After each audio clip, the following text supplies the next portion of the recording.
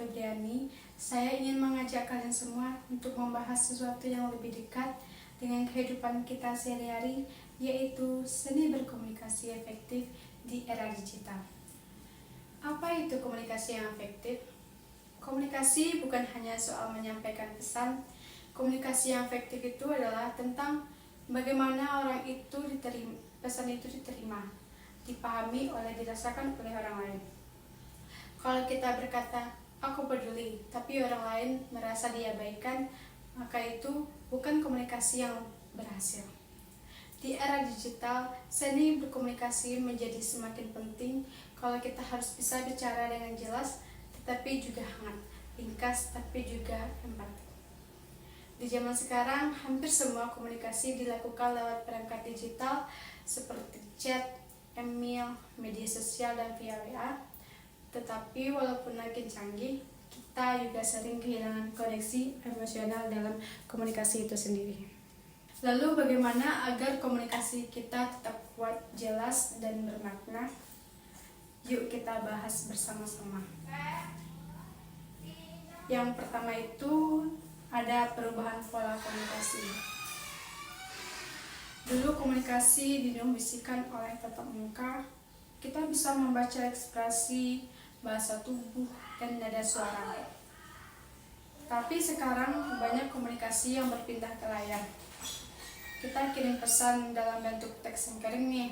Kita berharap orang lain itu bisa menangkap apa maksud kita. Tetapi sayangnya tanpa ekspresi dan konteks, makna itu bisa berubah. Nah, misalnya contohnya nih, dalam pesan oke, bisa berarti setuju, cuek, atau bahkan marah. Itu tergantung cara kita membacanya. Itu menunjukkan bahwa teknologi mengubah cara kita berkomunikasi dan kita perlu strategi baru untuk tetap efektif. Yang kedua itu ada tantangan komunikasi digital. Banyak beberapa tantangan umum dalam komunikasi digital. Yang pertama, hilangnya konteks emosional. Tanpa nada suara atau ekspresi wajah, pesan bisa salah ditafsirkan loh. Yang kedua itu ada terlalu banyak informasi sehingga kita dibanjiri notifikasi setiap hari. Sulit fokus, akhirnya komunikasi itu jadi terburu-buru dan tidak jelas apa maksudnya. Yang ketiga ada multitasking. Kita sering membalas pesan dengan melakukan hal-hal yang tidak penting. Itu juga membuat komunikasi jadi kurang mendalam. Yang keempat, ada kecenderungan untuk komunikasi langsung. Banyak lebih nyaman mengirim pesan daripada bicara langsung. Padahal banyak hal-hal penting butuh kejelasan dan koneksi personal.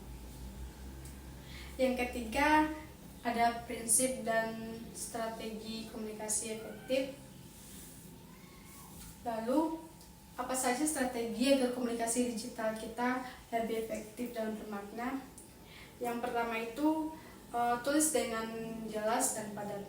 Hindari kalimat yang panjang yang membingungkan seseorang, sehingga gunakan struktur yang rapi. Yang kedua itu, gunakan tanda baca dan emoji seperlunya. Itu juga membantu menyampaikan emosi dengan lebih jelas. Yang ketiga, pahami audiens. Sesuaikan gaya komunikasi dengan siapa saja yang kalian ajak bicara. Lakukan dengan cara profesional, santai, dan resmi. Yang keempat, pilih media yang tepat untuk diskusi penting. Gunakan video call atau telepon. Jangan mengandalkan teks untuk hal yang sensitif. Yang kelima, ada tanggapi dengan penuh perhatian. Jangan asal cepat, jangan terlalu lama juga. Tanggapan yang berkualitas itu menunjukkan kita menghargai lawan bicara kita. Contohnya nih dalam kasus seperti saat atasan memberi instruksi via chat, kita juga bisa mengulang poin utamanya kembali dengan kalimat, "Baik Pak, jadi saya akan menyelesaikan laporan ini sebelum Jumat dan akan kirim draft ini awal Kamis siang ini. Itu juga menunjukkan kita menangkapkan isi pesan loh, bukan hanya sekadar oke.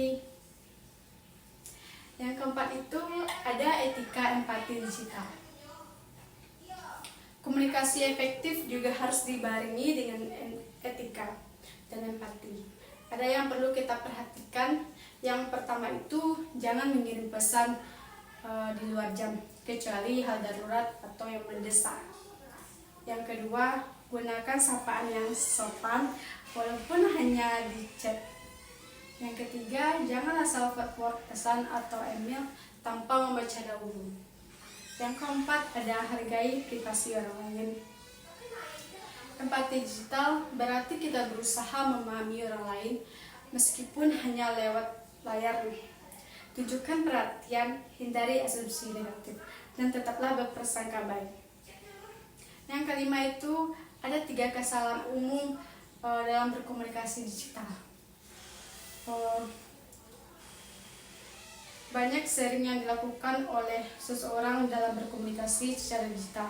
Yang pertama itu bicara untuk membalas, bukan untuk dipahami. Yang kedua itu asal kirim tanpa membaca ulang apa maksud yang kita kirim itu. Yang ketiga itu mengabaikan konteks dan perasaan lawan bicara. Padahal satu pesan yang salah bisa juga merusak hubungan dan menurunkan kepercayaan atau menimbulkan konflik yang seharusnya bisa dihindari.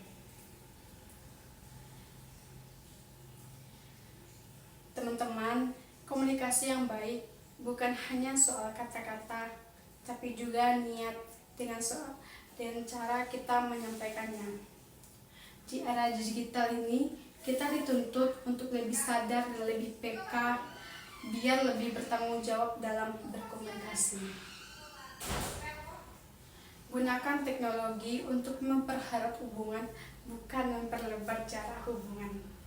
Hubungan koneksi bukan hanya koneksi internet saja, tetapi juga koneksi antar manusia.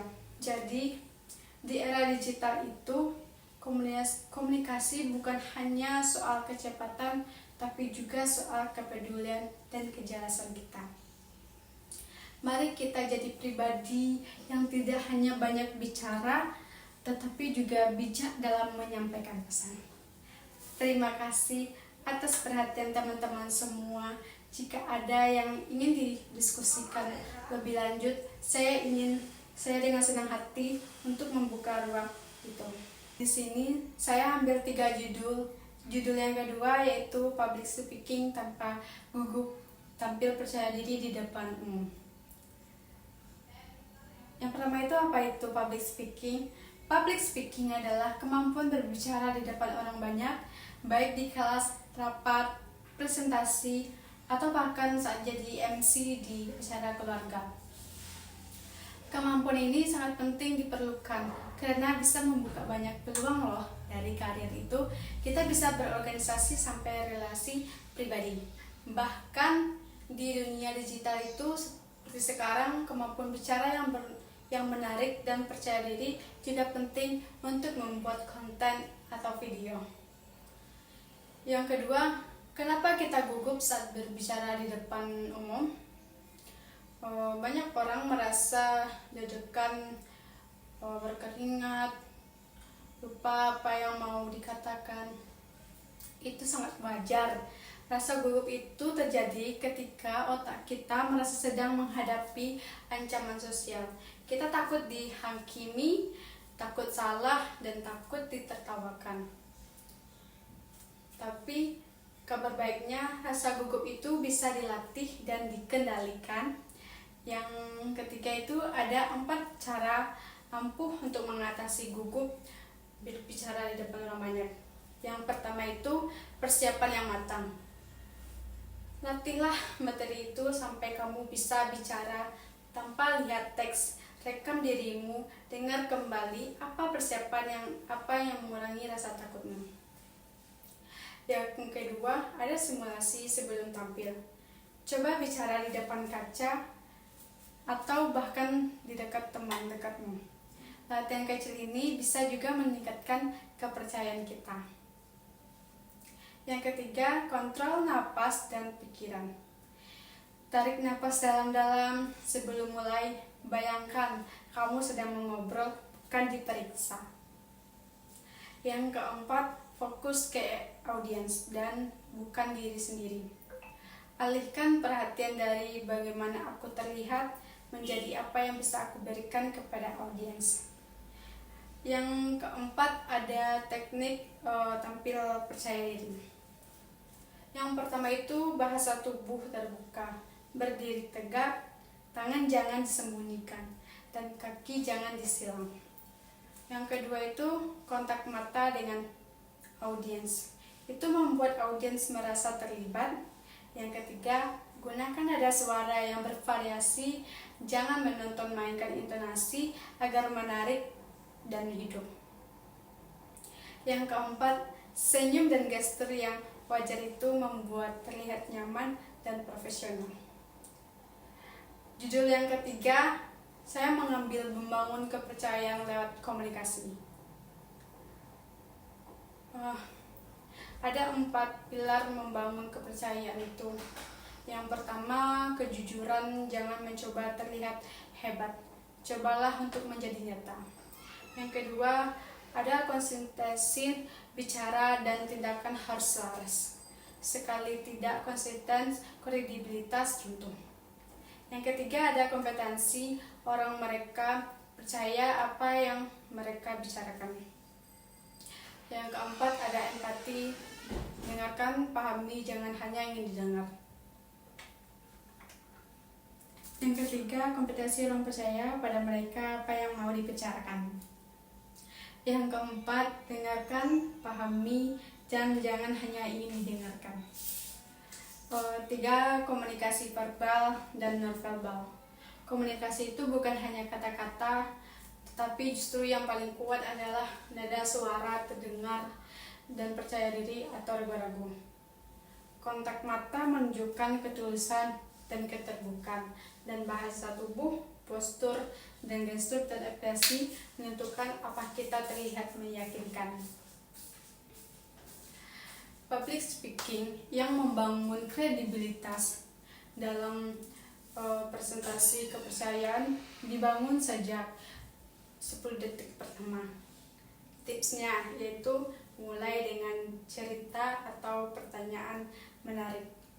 Yang kedua, tunjukkan antusiasme nyata dan gunakan data dan contoh konkret. Akui jika tidak tahu, jangan mengarang. Kesalahan umum yang sering terjadi yang merusak kepercayaan kita. Yang pertama adalah terlalu banyak janji tapi minim bukti. Yang kedua, terlalu banyak basa-basi dan kurang isi. Yang ketiga, bicara berlebihan tapi tidak didengar. Baiklah, itu presentasi dari saya. Teman-teman, komunikasi itu bukan hanya soal bicara, tetapi tentang bagaimana kita membangun koneksi, menyampaikan nilai, dan menyentuh hati orang lain. Public speaking bukan sekedar tampil tanpa gugup, tapi tentang tampil dengan niat yang tulus dan pesan yang bermakna. Semoga setelah ini kita tidak hanya lebih percaya diri saat berbicara, tetapi juga lebih bijak dalam menggunakan kata-kata. Terima kasih atas perhatian teman-teman semua. Mari kita belajar terus untuk berlatih dan menjadi pembicara yang mampu membawa perubahan. Saya akhiri dengan Assalamualaikum warahmatullahi wabarakatuh. Salam sukses dan sampai jumpa.